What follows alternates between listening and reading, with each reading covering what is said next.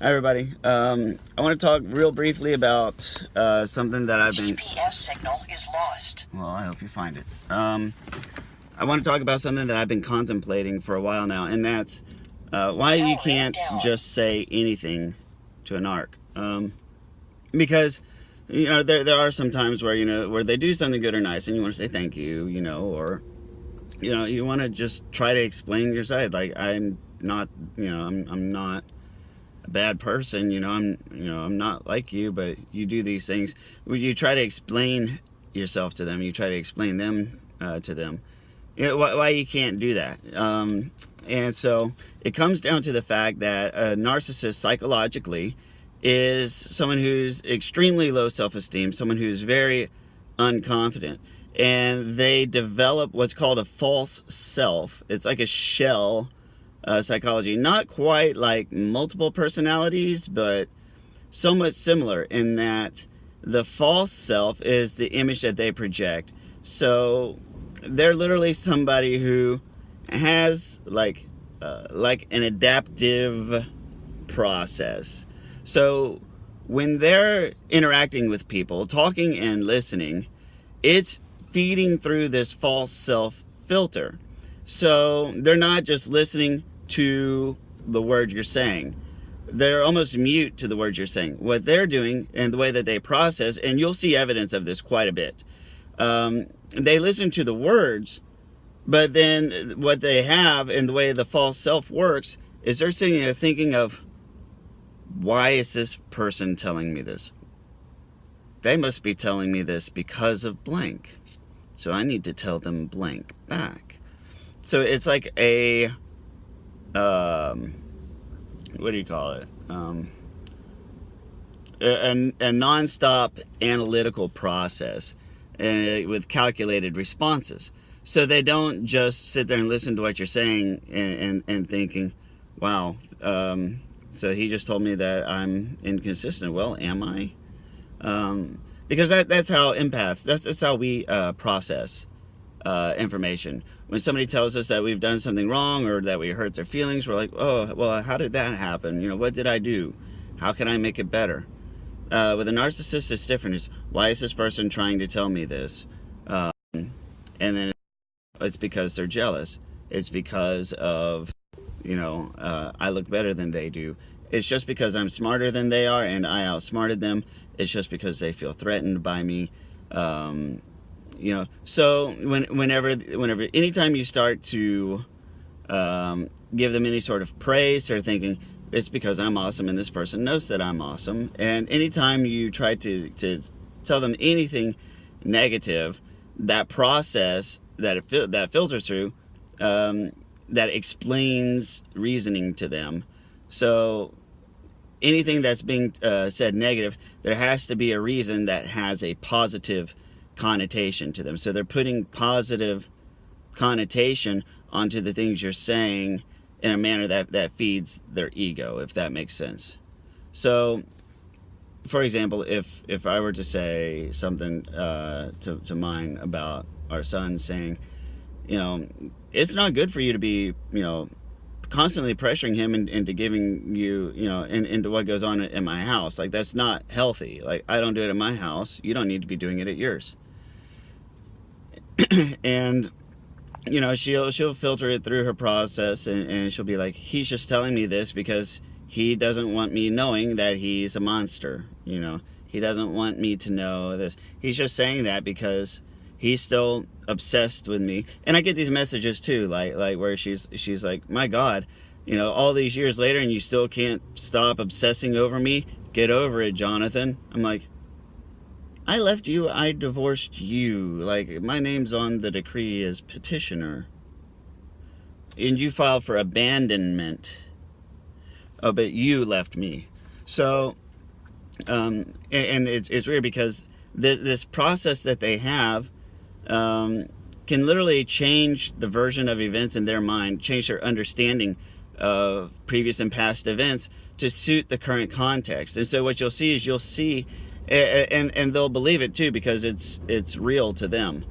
You'll see this where over time they change the versions of events that transpire. They they'll say something, and then like a year later they'll be like, I never said that. That's not at all what I said. No, you. And this is why it's really important to record fucking everything with them. Record everything and review it regularly. I use a service called ourfamilywizard.com. It's a tad expensive. It's like I think $130 a year. It's very much worth it because all the messages are stored and organized, and they're all court admissible. So, anything on Family Wizard is set in stone, and anything said on Family Wizard may very well be read by a judge. So it's very important to capture the things that are said and the agreements that are reached. Our Family Wizard is a tool designed specifically for that. So you can sort of, you can guarantee some consistency. So all that being said, the reason why no contact is so effective is because whenever you talk to a narcissist, understand that all the words you say get pre-filtered they get pre-filtered through their process, where everything you say has a negative intent, and they don't just listen to the words. It's your words with whatever intent that you have that's going to feed their ego. So when you're telling them that, you ruined my life and you're such a bad person, they can be like, yeah, that's just jealousy because they weren't smart like I am. They're just saying that because they can't face, the fact that life is tough. They can't do life. They can't handle their shit. And because they don't have these skills, they're now blaming me. So nothing you say is ever, ever, ever going to get heard. Certainly not heard correctly by them. And this is one reason why traditional therapies don't work, because everything they hear is filtered through intent. So even whenever you say, we need counseling, we need therapy, everything is filtered through this false self, layer of processing. And so the things that are said is, like I said before, anything you say, the words have a specific meaning. The words alone. So you read the words, you really suck. That means you really suck. And when they read that, when somebody says you really suck, the empath's natural reaction is, yeah, I guess I do. Maybe. Obviously I do. Yeah, I'm not trying to say that I'm awesome, but I guess I suck. Obviously somebody's telling me I suck, so I've done something to make them think I suck, right? Whereas, like anything that you say to them has, you can change the meaning.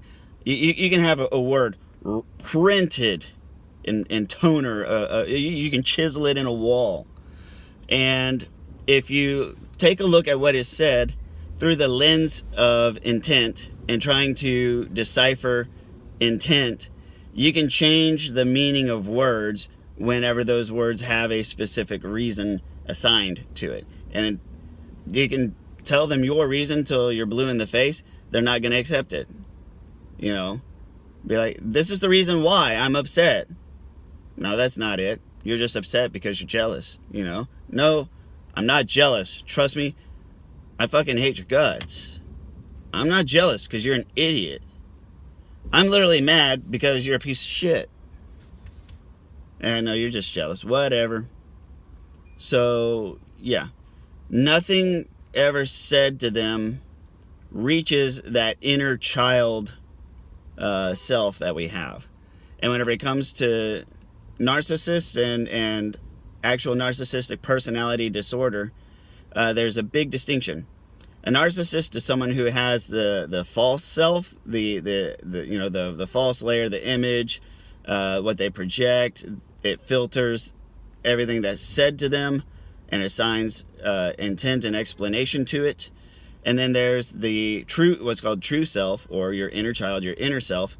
And that inner person, inner self, is really small, really damaged, really broken, very delicate. And that personality, that part of their personality, is shielded and protected by the false self, right? So, by the time it makes it through all those layers of processing and layers of security and protection for their very weak, insecure small self, the insecure small self doesn't have to hear anything painful. So, that's ultimately what's at play. And it's one thing to be narcissistic in that, anytime you better yourself and you make it to the top of your field, the top of your game, and you're the best at what you do, sure, you can have some pride. You can be proud of who you are. People can even behave narcissistically at the top. And that's fine, because there's a difference between being a narcissist, acting narcissistic, and actually having the personality disorder. The personality disorder is where you're forever switched on, and that the big what do you call it? The big indicator of the personality disorder is when somebody has literally accepted the death of their inner child. They've accepted the fact that they can never, that the world's a cruel place. The world has no place for someone like them. And now they're just having to survive. They're having to survive. They're having to fight. They're having to struggle. And they've accepted the fact that they could never be who they were truly meant to be because of the way the world is. And there's always this spite and contempt for the world and the way the world works. And this is how they can turn around and they can say, I'm really a nice person. I hate having to do this because I'm such a nice guy. I don't like having to do these things, but I have to do them for some reason, and that's why. They've been through some sort of experience that has taught them that their small, weak inner child has no place in the world, and it never will. And, just, giddy up and just push through life with this shield in front of them that processes everything, and to just blaze forward through life, and don't concern yourself with the feelings of others, because that's how you end up being weak and small and damaged and broken.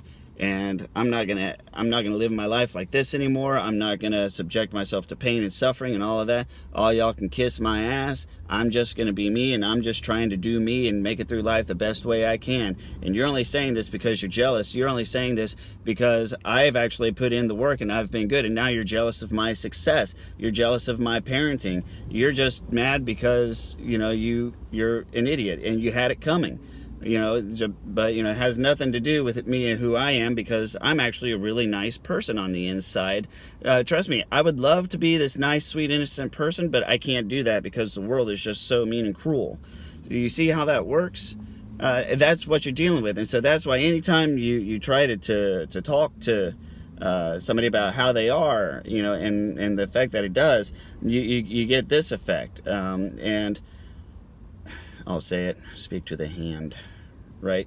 But this is what you're dealing with, and so this is why it's just, you're just gonna forever just go crazy trying to speak to somebody who's got this kind of attitude going into life.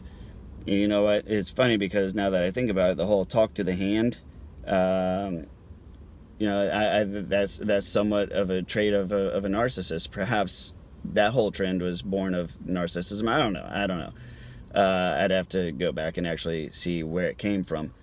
But this is pretty much what you're dealing with when you're dealing with a narcissist. This image right here. So yeah, you can't talk to this. You can't reason with this. It's not going to hear you. So don't talk to them. Anyways, I'm out of time. Thank you very much for watching, listening. Please like, comment, or share. Share your stories. I always love hearing from you guys. I'll see y'all on another video.